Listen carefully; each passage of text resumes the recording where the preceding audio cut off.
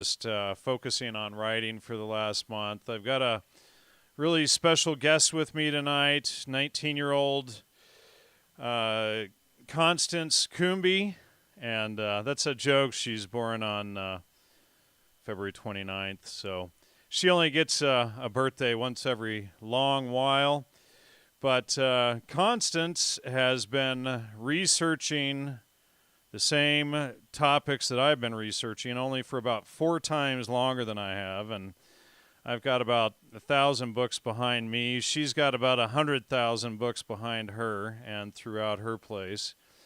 And so Constance has really dug through all of this research for years. She began when I was 10 years old. I started exposing all of this when I was about 39. So she's got quite a history of research in this area and the New Age and whatnot. Constance is a lawyer, and she's published 2 books. What are the titles of your books? My two books, there's a third book I'm a co-editor, a co-author on, but my two books are The Hidden Dangers of the Rainbow. That was the 1983 book.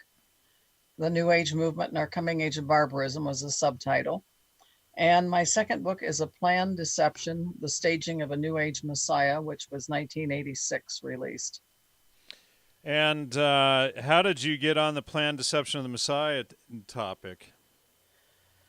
Well, I discovered a book shortly after Hidden Dangers was released in a Portland, Oregon bookstore. And the book was called The Armageddon Script by Peter Lemessurier. And the book was full of plans for staging a phony second coming of Christ. The theory was that there were archetypal expectations out there, and that as long as humanity had these expectations in their consciousness, they would not get on with the real work of rebuilding things. And so they would stage this phony second coming with enough detail to make the average Christian think it was Jesus, the average Jew think it was the Messiah, the average Muslim to think it was the Imam Mahdi, and sell it possibly to the Hindus as Krishnamurti, so on and so forth. And the book, um, it was a plan that would appeal to everybody. It would appeal to the atheists because it would get those archetypal expectations out of everybody's mind. It would appeal to socialists because it called for a redistribution. It had something for everybody. And there were some very famous psychologists who had endorsed the work. The last chapter of the book, the ending of the book, had the creepiest thing I have ever read. It said their script is now written, subject only to last minute editing and stage direction. Down in the pit, the subterranean orchestra is already tuning up. Even now, the walk on parts are waiting in the wings, ready for the curtain to rise. The time for action will have come. The action being what had been laid out in that book, for which there was obviously a great deal of support in the New Age community. The book was published by those people running Findhorn community in Scotland, which I'm sure you became aware of over the years, in northern Scotland, the Peter and Eileen Caddy. And it was through their Thule printing press, Thule, which is interesting. That was the name of Hitler's original super secret society. And they they were moving on it. There was a portion of the book, it discussed the opposition that would be there, and they said they didn't have to worry about the old age. This book was released in 1980 before they knew they had serious opposition or a backlash on the New Age movement. And they said they did not have to worry about the opposition, that the opposition, the massed forces of the old age would go on to defeat each other in a massive mutual venting of long pent up aggression. And basically, the theory was they would do this. They would fight each other to the death. The Jews and the Christians and the Muslims would all fight each other. The Catholics would fight the Protestants. The Sufis would, the mystics of all groups would kind of be left alone. And they would go on to rise from our ashes and build their new society.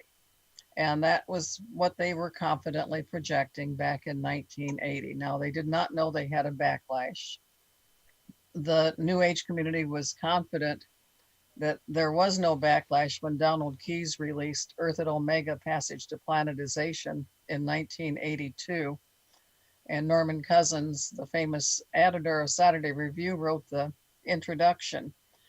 And they were confident there was no backlash, but the backlash did develop. I'm happy to have, at least they've alleged that I've been part of their backlash. And I think now they're probably in the process of executing the things they were boasting about then. Right. And I've done, I don't know, probably a couple hundred shows or more trying to expose this entire agenda. What in 1981 kicked you off to start researching this? My husband had a tremendous accident in late 1979, and he was hospitalized for almost 6 months and lost both legs above the knee. And it wasn't Generous Motor that hit him either. It was some driver with $20,000 worth of insurance. Fortunately, he was on the job, so a little bit of workers' compensation kicked in, enough to help live on. But I was making my way through that, just groping from one day to the next. And there was a Methodist bookstore across the street from my downtown Detroit law office. I was in the Penobscot building when I found most of these books. And I found books on the shelf that didn't resonate with anything I remembered from Sunday school. And I thought, where are they getting these things? And they said we could worship God and call him Buddha. We could worship God and call him Krishna. God's ways weren't our ways. Perhaps he intended for us to know him by these various pagan monikers. And they were talking about some concepts, transformation, a paradigm shift. Up until I discovered the New Age movement, I thought perhaps paradigm meant 20 cents. But they wanted to make this drastic change. We had to have a new way of seeing things, a new way of thinking. And I found it first in books that purported to be religious. I had a background as a legislative analyst, speechwriter, before I became an attorney even. And so I was used to taking things apart and looking for their origins. And so I started tracking down some of their sources, claimed sources, and it was leading me to places where my mother, as a child, told me not to go to, occult bookstores. Right. And I started putting the pieces together. The first really serious book I read on it was The Aquarian Conspiracy by Marilyn Ferguson. Marilyn Ferguson. Just happened to have here's a copy sitting here. Yep, I have it. I've read most of it. I still haven't finished it. It's so awful. Every time I've read it, I haven't finished it, And I notice you have that Colts book on your shelf back there. I've got that one, too. Well, mixed reviews on that one. You're right. Exactly. Yeah. Walter Martin fought me tooth and nail. He got the word on the New Age movement got out. Absolutely no thanks to him. He fought me tooth and nail for several years. And then just before he died, he released a book that in essence copied part of what I had. And it was a tough time for me. That was 1989 when I discovered this book. A bookstore in Washington said, well, that's your work. You should write a letter to Bethany. At insult to injury, he'd misspelled my name in his bibliography, which anyway, it was, anyway, I had struggles. I had no idea that where the opposition would come from. I had support came from where I often least expected it. Opposition came from where I often least expected it. And I was about your age when I discovered this stuff too. It was 1981. And so I was getting pretty close to your age when I discovered it. 82 was when my work became nationally known. I was 38 then. Well, I'm about a decade older than that. Well, that's now. And I'm a few decades older than that now. Right. But anyway, the Marilyn Ferguson quoted from something called the Aquarian Gospel of Jesus the Christ, which I think I've got lurking back here somewhere also. Did anyway. And And she, for some reason, I thought it might be important. And I tracked that book down the next day at the Methodist bookstore, no less. And there were several things that were clues to me in the front of the book. And then chapter 14 said, a mighty master soul will come to earth, a light greater than Jesus, to light the way to the throne of perfect man. And I slammed that book shut and I said, that's a direct satanic prophecy involving the Antichrist. And I was just determined to learn more about it. I carried the Aquarian conspiracy and I carried the Aquarian gospel of Jesus the Christ with me everywhere I went for the next couple of weeks. And the first day I carried it around, I was just wanting somebody to pick up on it and respond to it. And the first day after, I had the two books at court, and a young attorney on the other side of the case from me came over across the room, and he was just beaming. And he said, I see you have the Aquarian gospel. Well, I made a terrible mistake. I told him what I thought of the Aquarian gospel, what I thought of the Aquarian conspiracy, and what I thought of the collective intelligence of those buying into it. Not very tactful, not very nice, and not very designed to win converts. Well, his face darkened and he said, that's my wife's thing. I don't know much about it, but I could tell from the initial beam on his face that it was his thing too. Well, I decided not to operate that way anymore.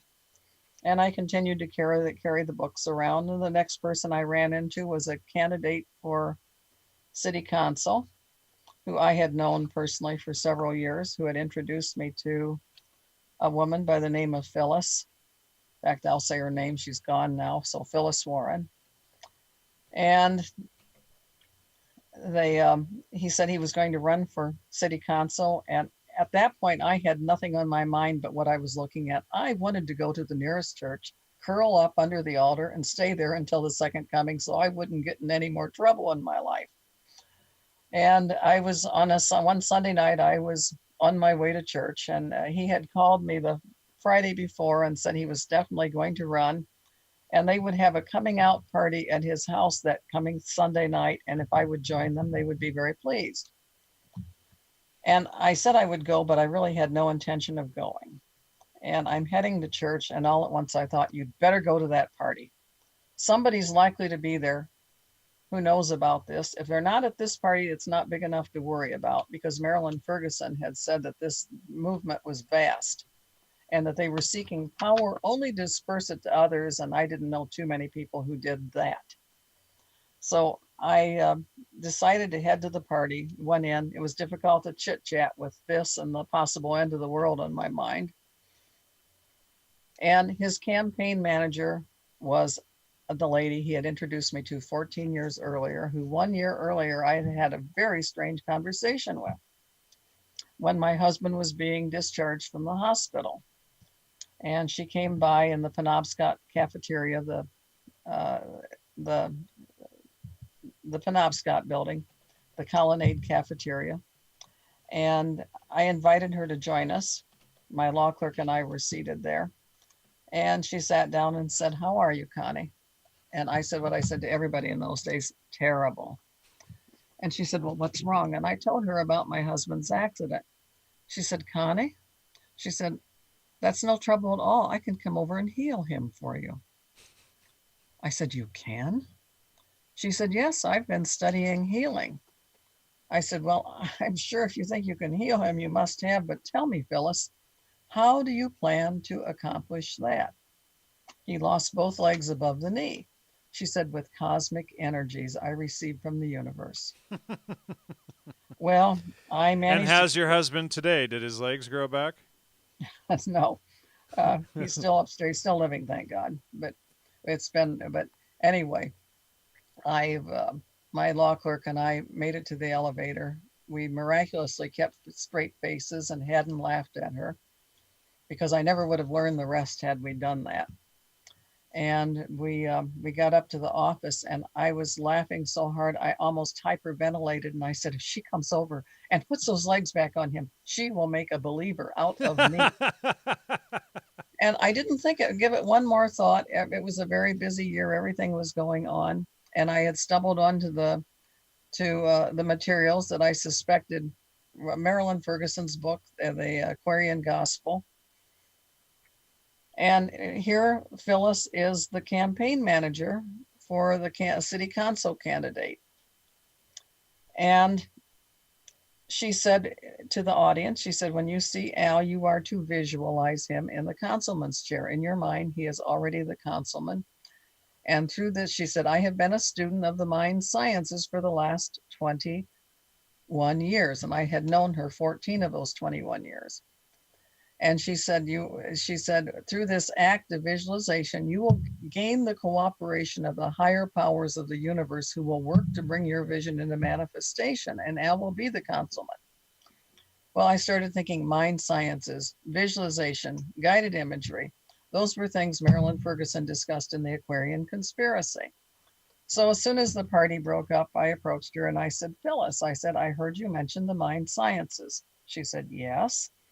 I said, years ago, I read a book by a plastic surgeon named Maxwell Maltz, and he was talking about the mind sciences. I said, maybe I could take you to dinner and you can tell me more about it. And she said, sure. And so help me, I did not know they had a saying in their movement that when the pupil is ready, the master will appear. And I had offered her a free dinner to go with the duty. Well, we headed for a deli she recommended. And we sat down and started talking. And I said, now tell me about the mind sciences. She said, it's part of the New Age movement. That was the first time I'd heard those three words together, the New Age movement. She said, I don't know if you've heard of it or not. I said, well, not at least by that name. Is it known as anything else? She said, it's known as the New Consciousness movement, the networking movement, the age of Aquarius. And at that point, I held up the Aquarian Gospel and I said, is this by any chance part of it? And she beamed ear to ear and she said, well, yes, it certainly is. And so she relaxed. And I said, well, what do you do in this movement? She didn't know you were a Christian at this point. No, she didn't know. I said, and I had been a political activist, and the Alice Bailey books, which she was a student of, said if you see somebody who's been active in progressive causes, you are to assume they have taken at least one, possibly two initiations, and your duty to take them further is clear. And she wasn't one to shirk her duty, especially with the free meal attached. I didn't, and I had been active in those things and knew her from those circles. Well, I asked her what they did in the movement. She said, we can communicate with code words and signals. I said, Phyllis, I've been studying on my own for a little while. Best I could without a good teacher like you to help me. And I think I may know some of the words. And I said, can you help me? And she said, yes. And I said, holistic. She almost fell off her chair. Spaceship Earth, global village, crowded planet, paradigm, transformation. And she told me a few more to add to my vocabulary. And then I said, well, communicating is fine and fun, but what are we communicating about? She said, we believe the mind operates on principles, just as one's body operates on principles. And if you want your mind to work effectively for you, you must know those principles. I said, well, that sounds logical enough to me. What are the principles? And she told me a few that went in one ear and out the other. I'm sure now they would register knowing what I know now. And then she said, the most important principle of all is karma. And when she said karma, I said, karma, I said, Phyllis, could this possibly have anything to do with Eastern mysticism? She said, well, yes. She said, and I asked her if it had anything to do with Eastern religions. She said, yes, Eastern religions are part of this, but we're much larger than the Eastern religions. And I did an inward gulp. She was just talking about 2/3 of the world's population and saying that's nothing. We're lots bigger than that. So then I told her, I said, I might as well tell you, I've read the Aquarian Conspiracy. And when I said that, she frowned deeply and she said, Marilyn Ferguson is a friend of mine. We've given workshops together. We've appeared on the same speakers platform together, but you have to remember her limitations. She didn't really tell it the way it is. And I said, well, Phyllis, I said, I read that book and it looked really well written to me. What's wrong with it? And she spelled out, she said, the movement is much, much larger than she described it as being. Well, I then said to her, I said, Phyllis, I said, in my spare time since Barry's accident, I've become quite the Bible scholar. And I am convinced beyond any reasonable doubt to me that this might be what was prophesied as the last day movement that would bring the Antichrist on the scene and install him in power. And I thought she'd say, you're nuts. That's what I would have said to her. And she said, oh, yes, she said, that's very perceptive of you. She said, I have been convinced of that for many years myself. And so I had some books in the pile with me. And I had the Aquarian Gospel, which in the introduction said, one may enter fully into the spirit of the God of force. And I turned to Daniel 11:38, and both it's written that way in both the King James and the Douay-Rheims versions of the Bible. He shall honor in his estate the God of forces, a God whom his fathers knew not. And I showed that to her, and she said, "You saw it. You saw it." She said, "That is such an important point. Most students of esotericism fail to grasp it immediately." I wasn't thinking I probably could have taken over the Theosophical Society. I don't know, and shut them down that way, but I don't know. But anyway, she said, and also she said, you must remember that in the New Age movement and at Unity, we believe that Jesus and the Christ are two separate entities. The Christ is an office, not a man. And I'd heard enough, and I just involuntarily said, 1 John 2:22, who is a liar but he that denieth Jesus is the Christ? He is Antichrist, denieth the Father and the Son. Well, John, she suddenly had two mystic crystal revelations. A, I, Constance Cumbey, did not want to run off and join the age of Aquarius. And B, she, Phyllis Warren, had told me far too much. And she started trying to take it back. And she said, you know, it's very difficult for me to talk to you. I have received a vision of light. Well, they all have that in common. They think they're seeing lots and lots and lots of light. They're illuminated. And she said, you should pray for wisdom that God would show you the hidden meaning of these Bible passages. And I said, well, Phyllis, I said, I'm not a theologian. Won't kid you about that, but I am a lawyer. And we were taught rules of construction, one being that where there is a plane meaning that construction governs. Ambiguities are construed against the maker of the document. I don't know about you, but I have enough faith in God to believe he would not deliberately leave us an ambiguous document. And she said, are you familiar with the history of the Bible and how it was written and how contradictory it is? I said, I am familiar with the history of the Bible, how it was written, but I disagree with you on the contradictory aspect. I said, tell me, Phyllis, have you read the Bible all the way through? She said, no, I've carefully avoided doing that because it might tend to confuse me. Right. And have you ever noticed how when people spot read the Bible, it's probably the worst thing they can do? You got to read it all the way through. I read it all the way through, no substitute. But anyway, she at that point, she was getting very unhappy. And our food was, she said she'd received a vision of light that I should pray for wisdom. Well, anyway, our food was delivered. And I can keep my priorities straight, John. I wasn't going to let the Antichrist, the devil, or anything else interfere with a good meal. And I was biting happily into my food, and she was not happy.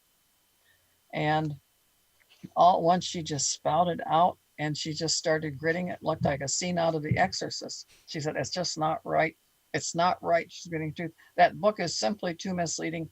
It shouldn't be allowed. And I said, what's that, Phyllis? And she almost spit it out. She said, the Bible. I said, why on earth would you say a thing like that? And she said, the Antichrist is not the negative thing the Bible's made him out to be.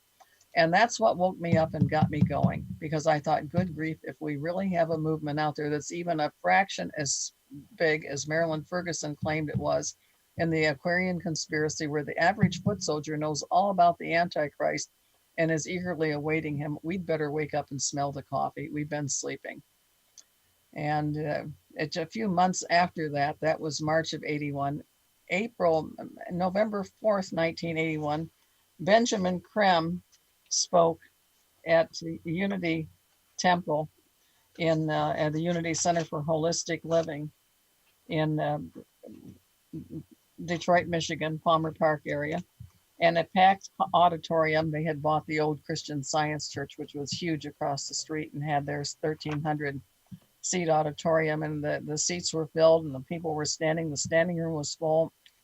And I had discovered Benjamin Creme's work after following up on what Phyllis had said. And they several months had transpired. I've left a lot out now, but Benjamin Creme spoke that night to a packed audience. It was one of the strangest things I've ever witnessed in my life. And the crowd was obviously under mass mind control. I saw people that were personal friends of mine in there for many years from similar circles, and I talked to some of them about it, why they were there. And one, Al Banks, a local film producer, he said, well, Connie, he said, I thought somebody as progressive as you would have joined Unity a long time ago. And anyway, I told him what my objections were, and he thanked me. And at that point, Benjamin Creme walked across the stage, and he did something with his hands that looked like that. I wasn't sure. I thought it was like a wave, but when he did that, the crowd appeared to fly into a very deep trance. And some people have told me that's a 666 symbol. Yeah, the OK is typically 666. But at any rate, he started speaking, and what he said was ridiculous. And there was going to be the sword of cleavage for those who didn't come behind this, that there had been many Christs, that Jesus was a Christ, Moses was a Christ, Krishna was a Christ, everybody was Christ. And the audience looked like it was under a spell. And Creme twice that evening, he turned his head and what was almost a 360-degree spin. Why his head didn't come off, I don't know. He did it at the start of the program, and he did it towards the end of the program before they recited the Great Invocation. But at the end of the program, when he told the audience to come forward for a recitation of the Great Invocation, which was literally a prayer to Lucifer to send the Antichrist. From the point of light within the mind of God, may light stream forth. And a little lady who looked like she could have been active in any Black Baptist church in Detroit came and sat down next to me. And I said to her as gently as I could, I said, I hope it doesn't offend you, but I will not say the Great Invocation with you. And I said, I will say my own prayer. And she said, no, that's all right, honey. We all have our own paths to God. I said, the reason I will not say the Great Invocation is the scripture said clearly the Antichrist would come denying that Jesus was the Christ. I said, Benjamin Creme has denied that all evening and said that this Maitreya was the Christ. And the woman repeated what Creme said, there's been many Christs. I said, there's been one. His name is Jesus. And at that point, people from rows around looked at me like I was crazy. And anyway, Creme came in, and this was the next strangest thing I've witnessed in my life. I didn't appreciate how strange it was until later. They started out doing the Great Invocation, and the acoustics were wonderful. And I talked right over them. And they went from the point of light within the mind of God, may light stream forth. And I went, our Father, who art in heaven, hallowed be thy name. Thy kingdom come, thy will be done. And I did that every stanza, and they got to the last stanza, which read, may light and love and power restore thee plan on earth, and may it seal the door where evil dwells, which is their word for getting rid of the rest of us. And I said over that, I said, may Jesus Christ return to earth and end the evil present in this room tonight. Well, Benjamin Crumb waited and he waited and he waited, and he was clearly waiting for this thing to take him over and be overshadowed, as his literature claims had happened to him everywhere. Didn't happen that night. And he said to the crowd, that is all, you will be dismissed. And they had expensive taping going on. I suspect that the equipment had been furnished by John Earl Fetzer, who was the owner then of the Detroit Tigers and was thoroughly invested in it. I did not know about his participation at that point, but it has now all been made public in a book released, John Earl Fetzer and the Quest, John E. Fetzer and the Quest for the New Age by Brian C. Wilson, a professor of comparative religion at Western Michigan University in Kalamazoo, Michigan. But anyway, the crowd was furious. They were getting ready to make a very, very professional video, and that video never went anywhere. And I think I know why. But I went out the door, and like I said, I knew a lot of the people there, and they recognized me. I was well known in Detroit at that point. And the Dan Butts, the master of ceremonies for the evening, and Michael Whitty, who was a professor at University of Detroit, an activist also in the Democratic Party. And they courted me, and they were quite angry that I had done that. And I just said, well, I said, if you're Maitreya the Christ, Betrayer the Christ, or whatever his name's supposed to be, is everything he's cracked up to be, one lousy Christian saying the Lord's Prayer should not have stopped him. Right. But anyway, those were some of the things that got me started among many. I frankly had too many things happen to me not to believe that God is there and that I've been under some form of protection. And it's, I've met many people who were on the other side. Barbara Marks Hubbard, she's now gone. Marilyn Ferguson. And just looking for my Marilyn Ferguson book. Yeah, here's mine again. If they want to look at it again. Well, I've got mine highlighted all over the place, but I'm not sure where I could. By the way, here's her picture on the cover of one of the New Age journals. That was. Yeah. Let me ask you a question. What do you know about? What are your thoughts on Jordan Peterson and his in regards to the New Age movement? Do you know anything about him?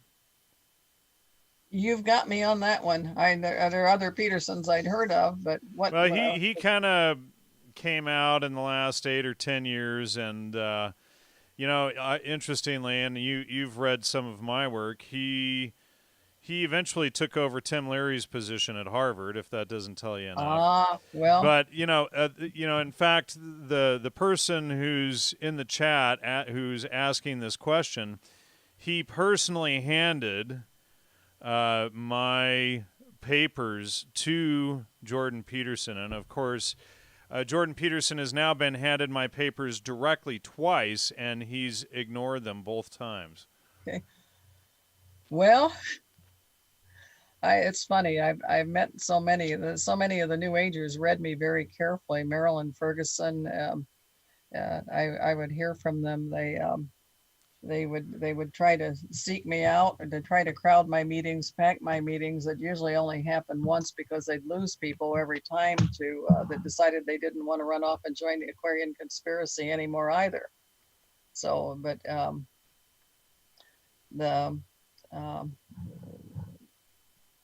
it's funny. I have another book behind me. I call it the dawning of the age of hilarious rather than Aquarius. This is a book. I've lost the gorgeous dust cover that was on it, but this is Earth at Omega: Passage to Planetization by Donald Keyes and Norman Cousins. That shows there. Interesting. I wonder if I have him in the database. And there they boasted that there is no opposition that had developed. They didn't have a backlash. But Donald Keyes in 1985, and I was sent and listened to the tape several times. This is a page where they claimed there was no opposition. I wrote "ha ha" in the margin, but they didn't have a backlash.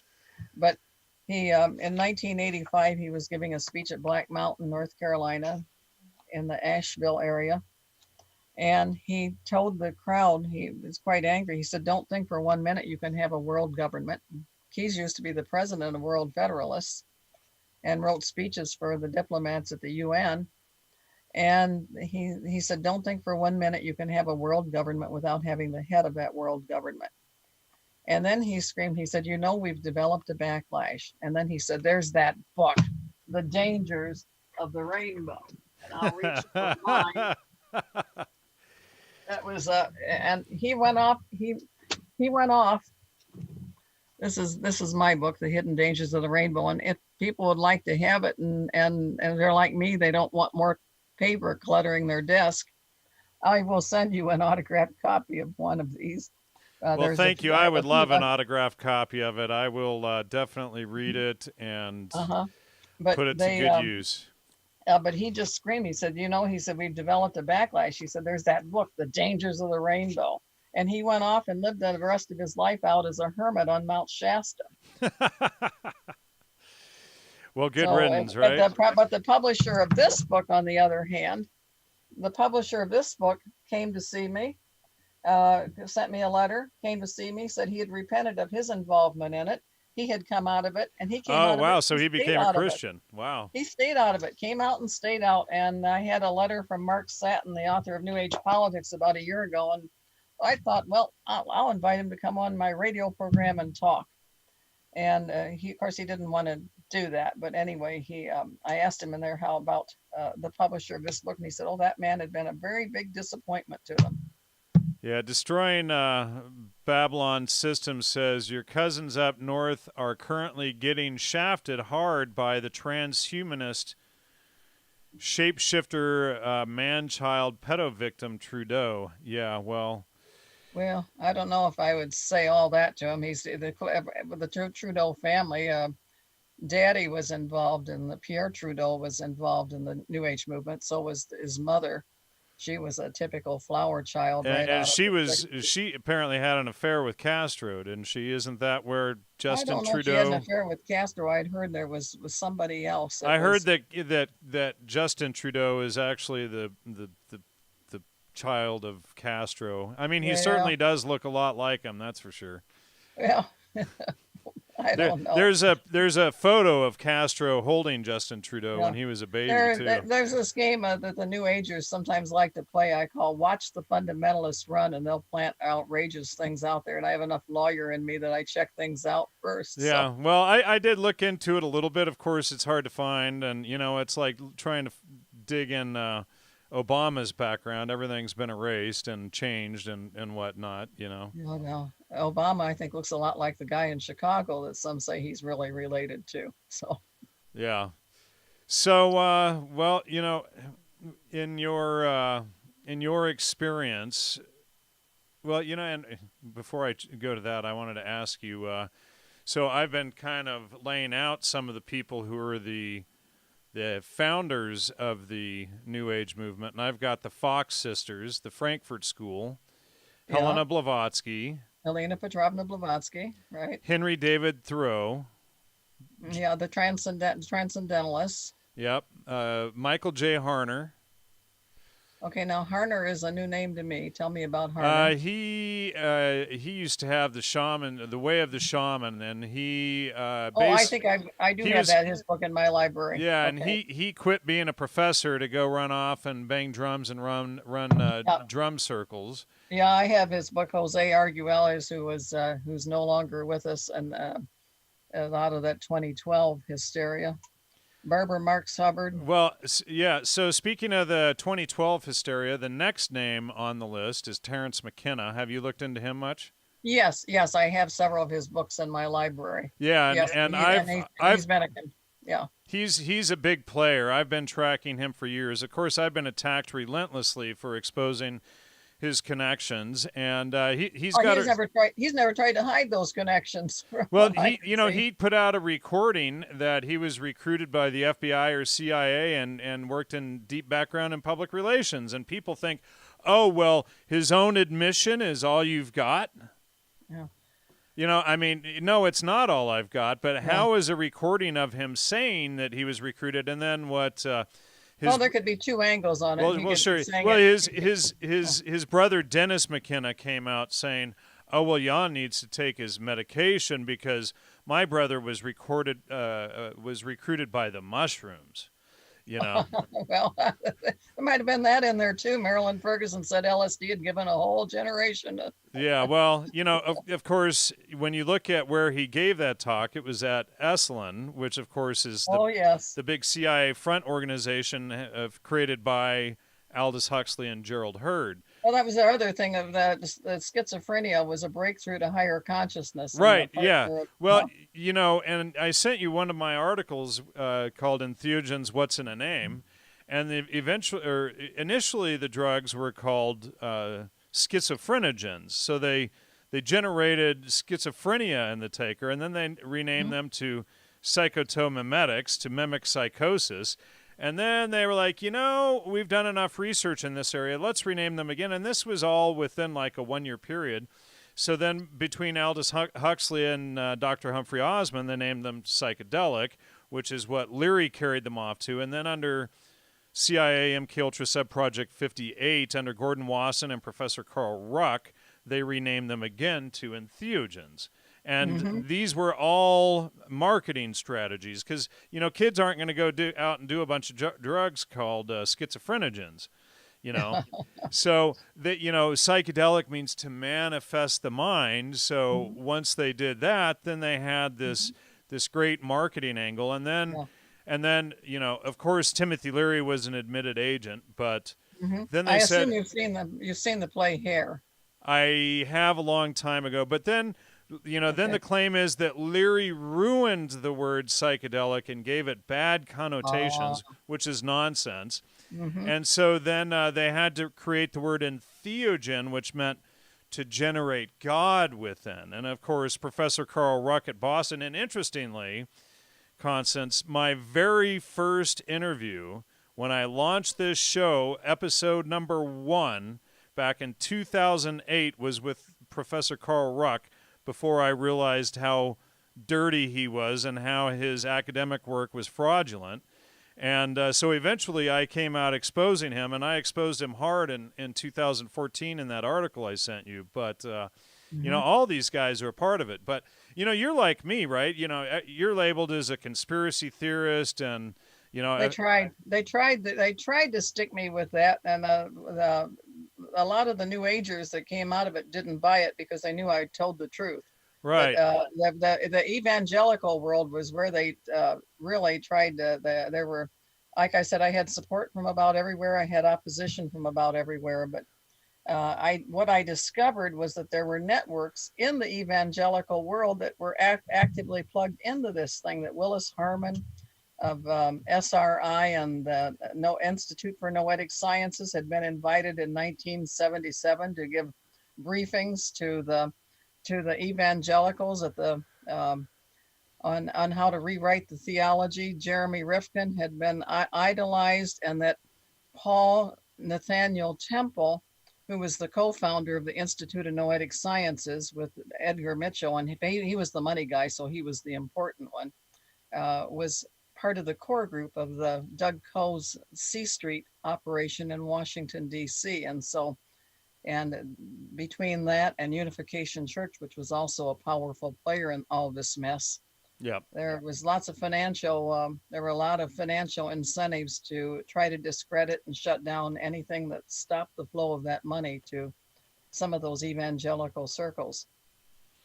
Yeah, well,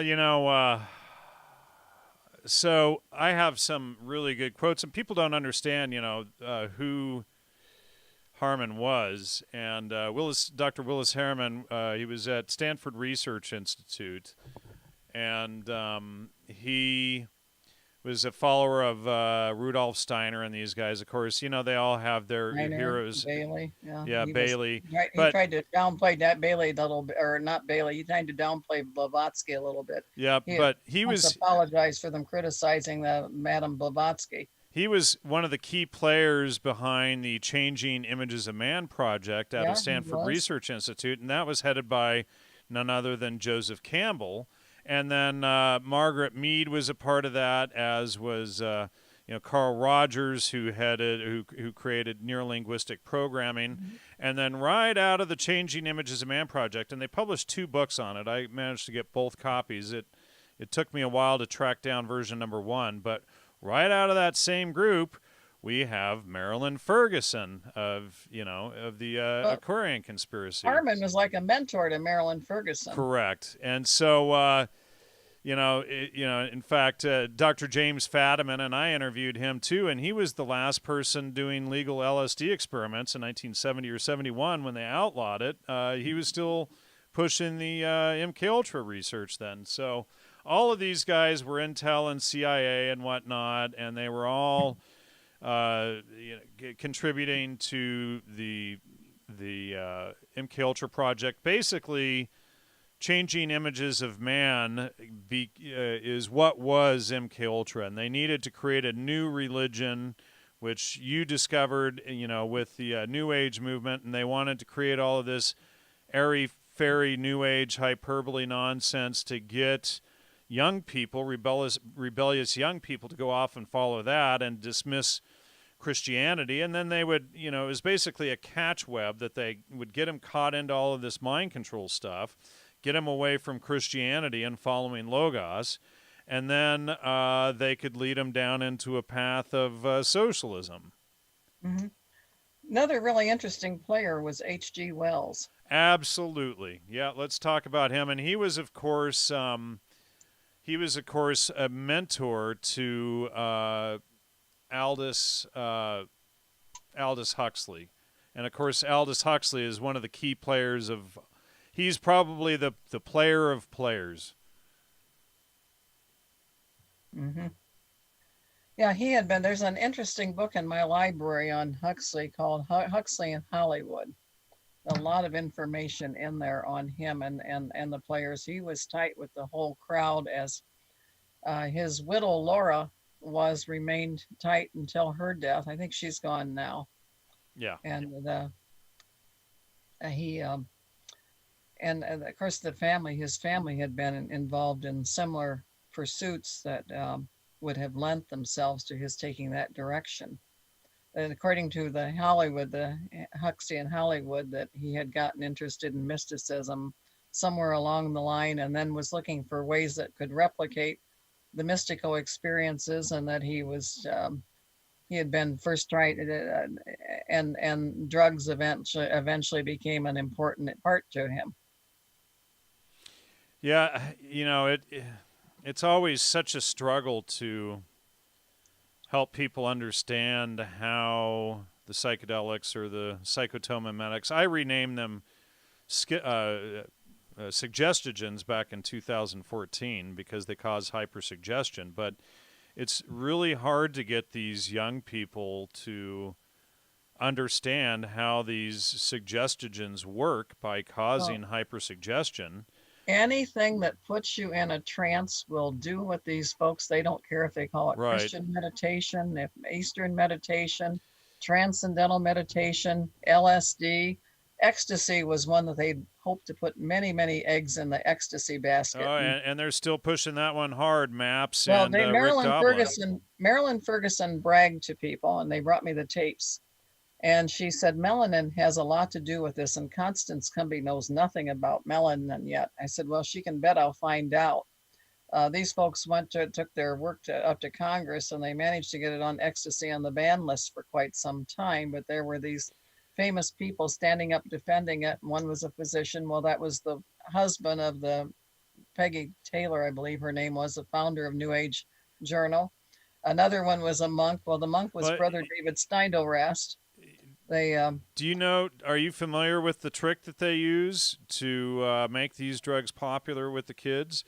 So Rick Doblin, who launched the Multidisciplinary Association for Psychedelic Studies, he worked with MAD, Mothers Against Drunk Drivers, to help get MDMA outlawed or ecstasy outlawed, and then he founds MAPS to help get it re-legalized. So it was none other than Dr. Timothy Leary, who went before Congress in 1966 and requested LSD's outlaw so that they could kick off the Summer of Love the next year. See, because rebellious teenagers aren't going to do, schizophrenogens and legal drugs. So what they do is when they want to really push their mind control operation, they outlaw the drugs themselves. It's all a Hegelian dialectic, thesis and antithesis synthesis. So let me read you this really quickly, Okay, sure. and I'll pass it back over to you. Okay. So this is, Walter Boert, who ran the East Village Other, and he was in on it, and his wife was Peggy Mellon Hitchcock, and his brother was Billy Hitchcock, who ran Billy Hitchcock LSD Enterprises. And the family was one of the wealthiest families of the Mellon banking empire, and they funded part of the CIA's creation and launching. So Peggy Mellon Hitchcock funded the Grateful Dead's first album.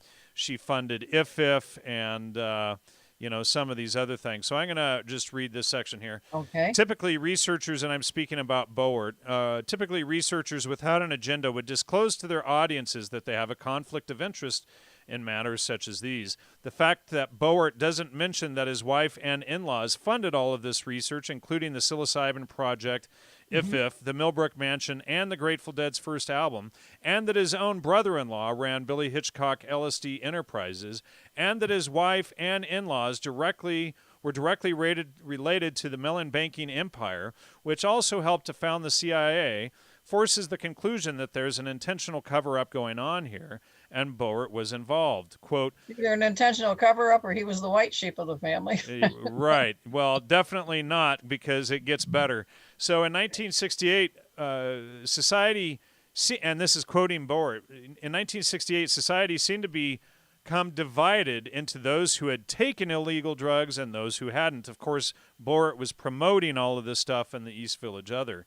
Eventually, LSD, marijuana, and cocaine were available on the street corners and schoolyards throughout the land. The government had covertly supported the unwitting Leary and Associates. That's complete nonsense, because Leary admits that he was recruited to the CIA. That's fully open in Boert's own letters, in fact.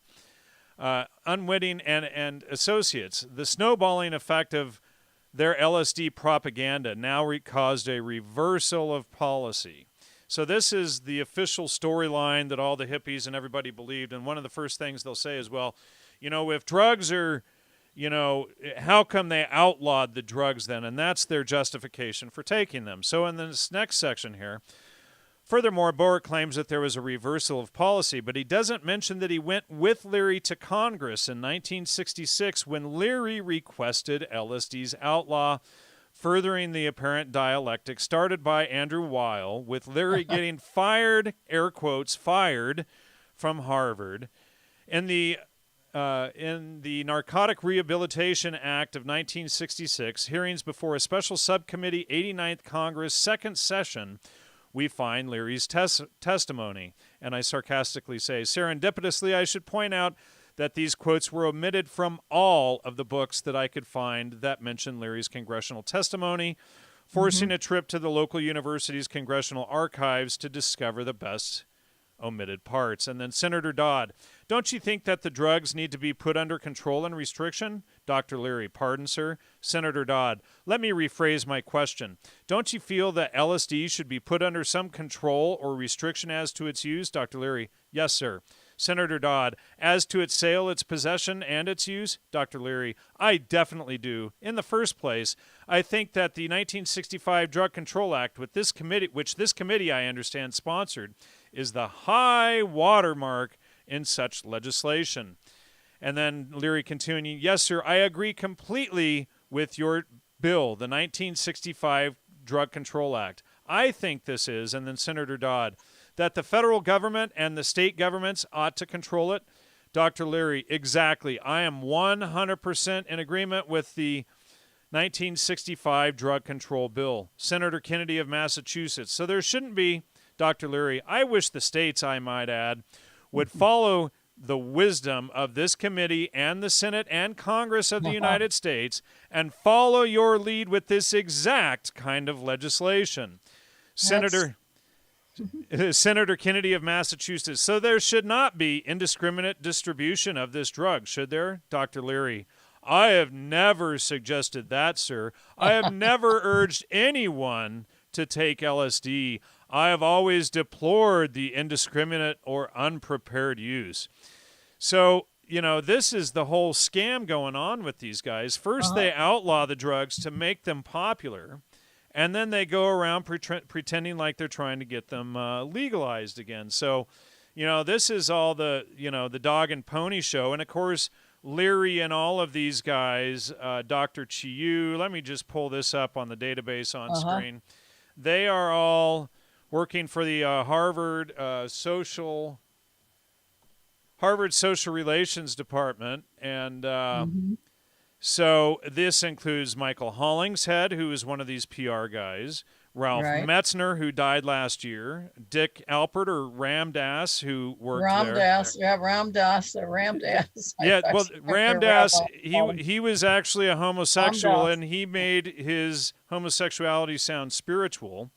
And then Dr. Tim Leary, Thomas Chiu, Dr. James Fadiman, B.F. Skinner, and of course Fadiman we already saw was part of the Changing Images of Man project. Yes, he was. But these guys were all MK Ultra doctors, and of course that department was headed by Dr. Henry A. Murray, who was part of the MK Ultra project. So all of these guys were in there. Now, interestingly, and then of course Dick Price, who was one of the co-founders of the Esalen Institute, was in there. Yes, he was. Yeah. And then he was the one that was crazy. A rock fell on his head and he died. Right.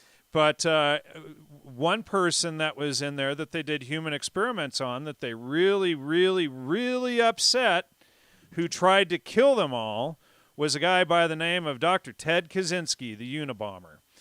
And so, so these guys were all in cahoots together, but they actually got the drugs outlawed, and it was the Harvard Social Relations Department. They were all... Kaczynski is also tied in with something that's really moving fast, and I guess he's a correspondent, and then even from his prison cell, talking to folks right now and with the deep green movement, the deep ecology movement.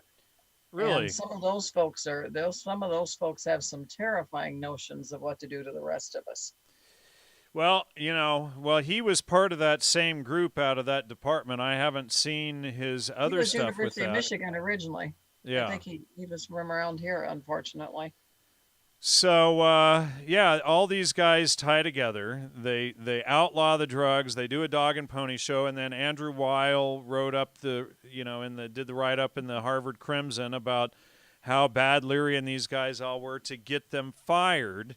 And then all of the hippie rebellious teenagers would think, oh, well, they're trying to suppress Leary's spiritual message.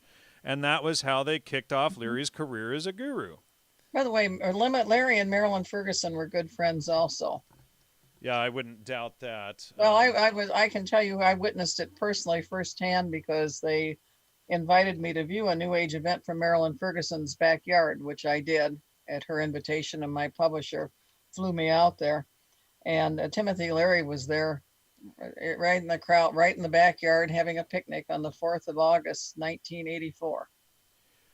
Wow. Years ago, I was working with the California Hemp Initiative back when I still believed that this stuff, believed in this crap. And I was invited with the group of about 30 or 40 of us to a normal party, National Organization for the Reform of Marijuana Laws party in Timothy Leary's backyard. Okay. So, yeah, I've been to the man's house for, very briefly, and in hindsight, the whole thing makes me want to vomit, Oh, that now, on regards to the melanoma or melanin, when she said melanin had something to do with this, and they talked to her about that, and then she said ecstasy was too important; they weren't going to let that go. And then they asked her, well, what would happen because she kept emphasizing melanin, if you combined the natural substance melanin with ecstasy, and she said that would give somebody a permanent altered state. Really? Are you familiar with adrenochrome?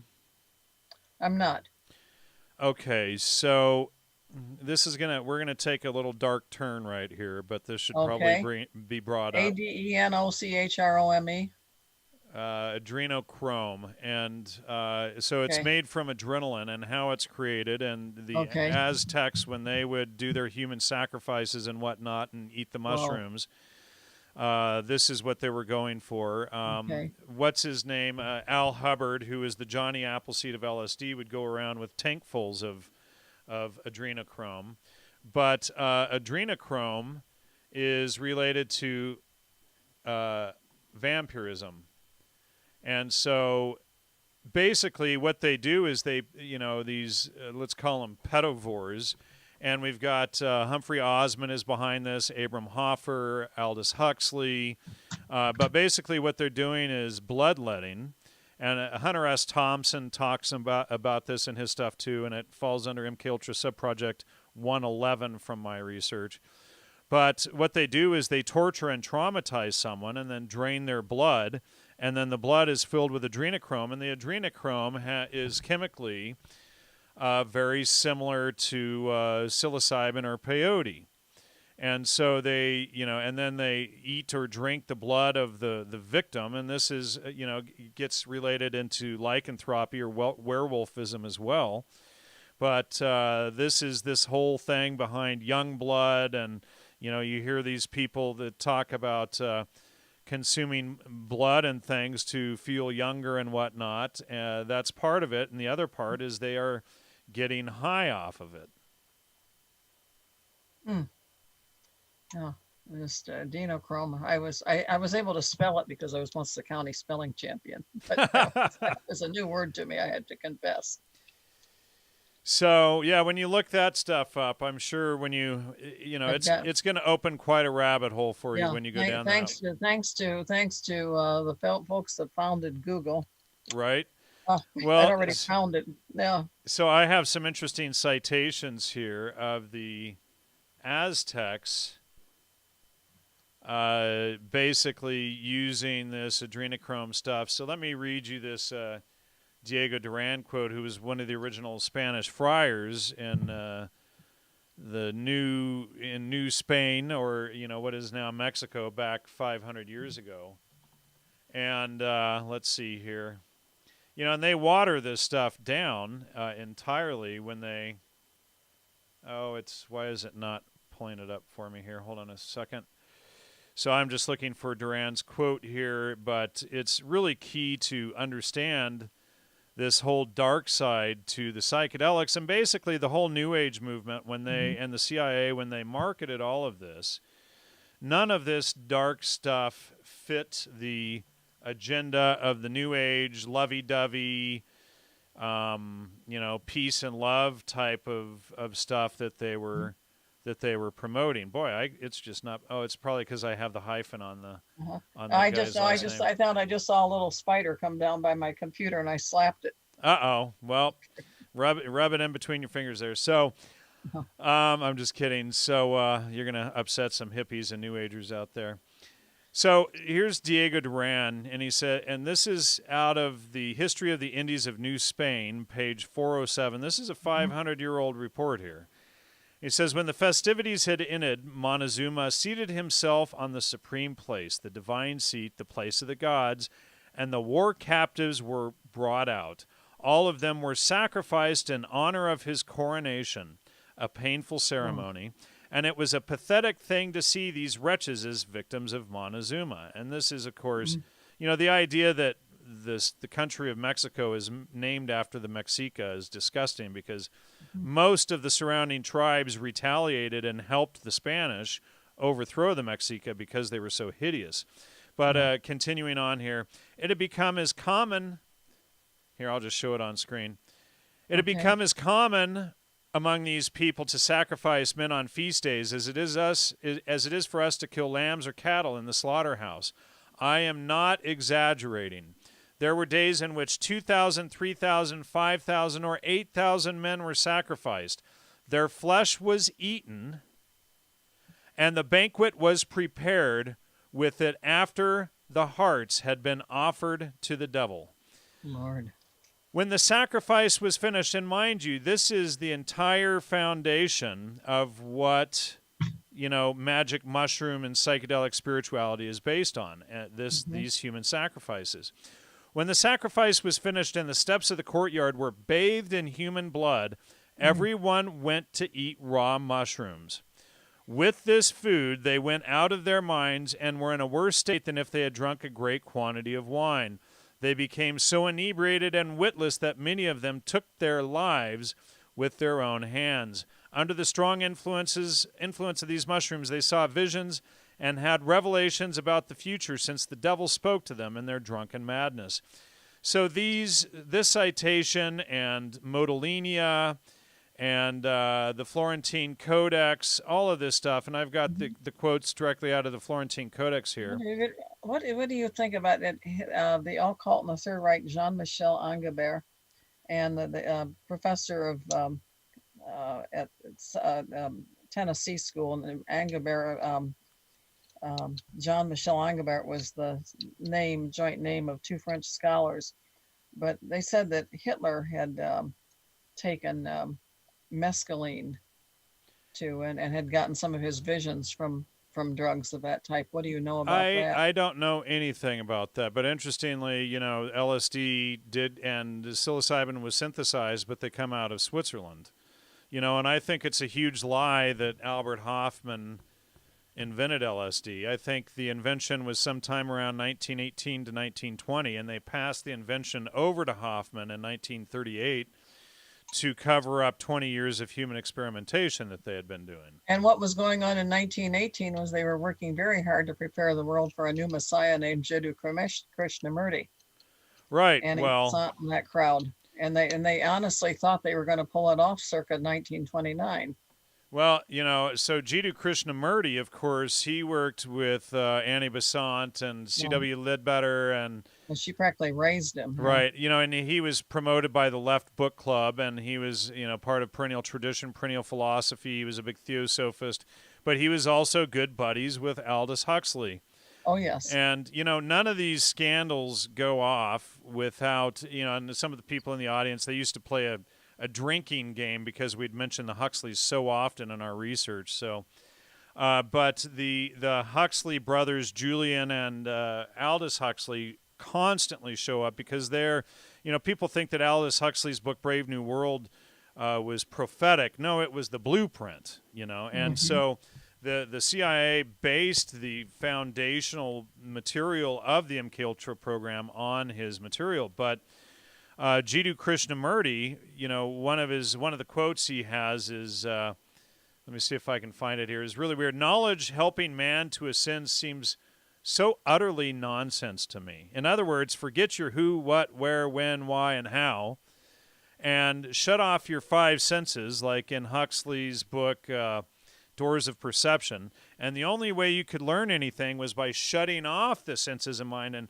and denying that reality existed, and only, I almost knocked off my mug there, and only getting information from inside. In other words, you couldn't trust anything from your five senses.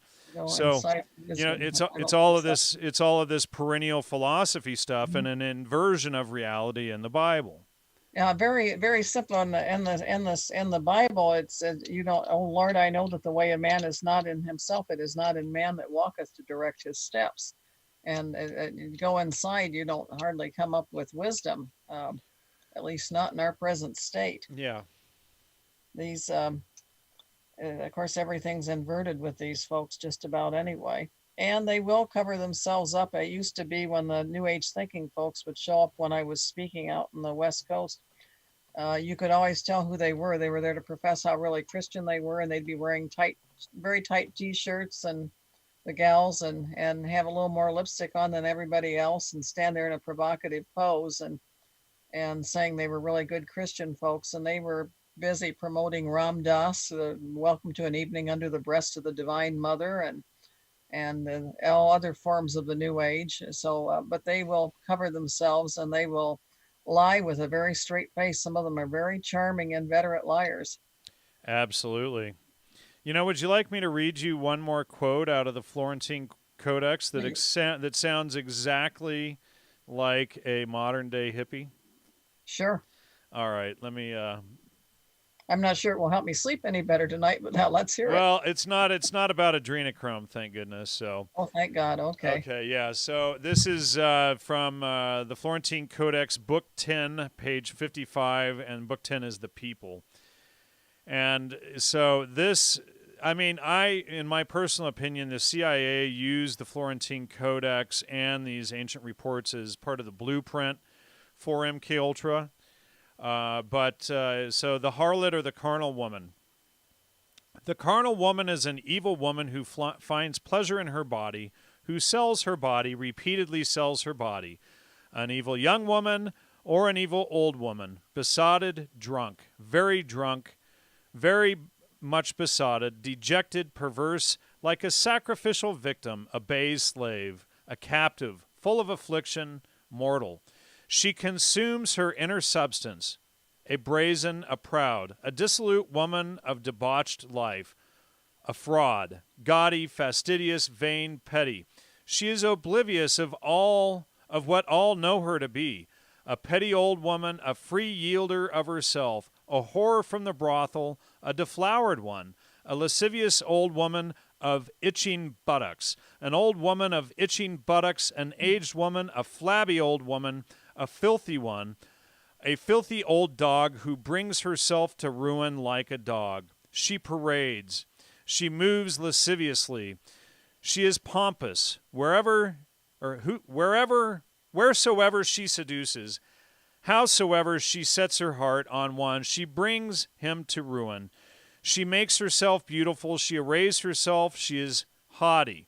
She appears like a flower, looks gaudy, arrays herself gaudily. She views herself in a mirror, carries a mirror in her hand. She bathes. She takes a sweat bath. She washes herself. She anoints herself with axen, constantly anoints herself with axen.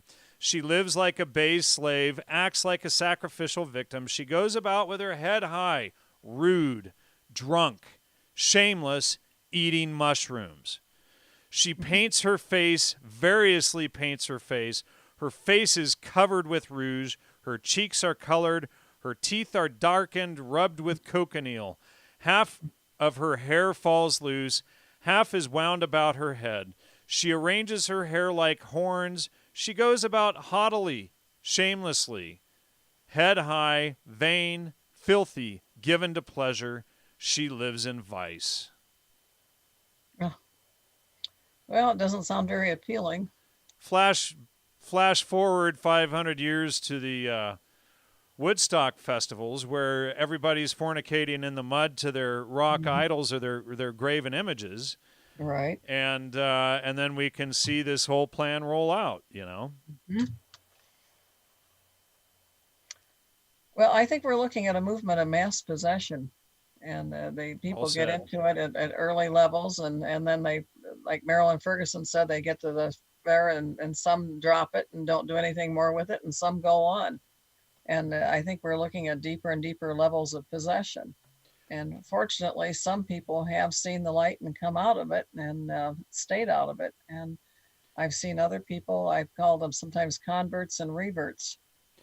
Well, I was caught into it for a while. You know, when I started this show 12 years ago, I was interviewing 65 of the world's leading psychedelic experts and transcribing all the interviews into a 1,000-page book project. And I had interviewed James Fadiman, and you name it, they were in this book project, and the book project is behind me here.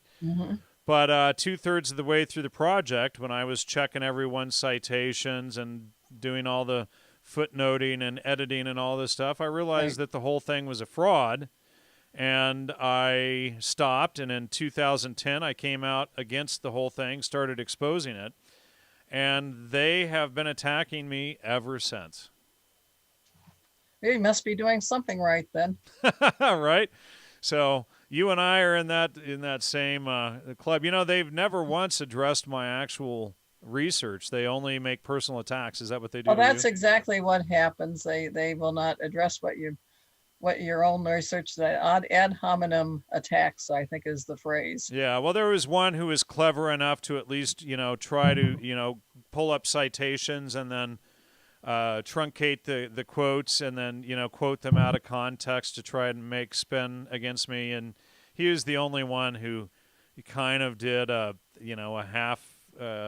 halfway decent job of trying to discredit me. But all of these guys, he he created entire strawmans of what I actually wrote or said or did or events, and then played off of the straw man. But all these others, they just use ridicule and name calling.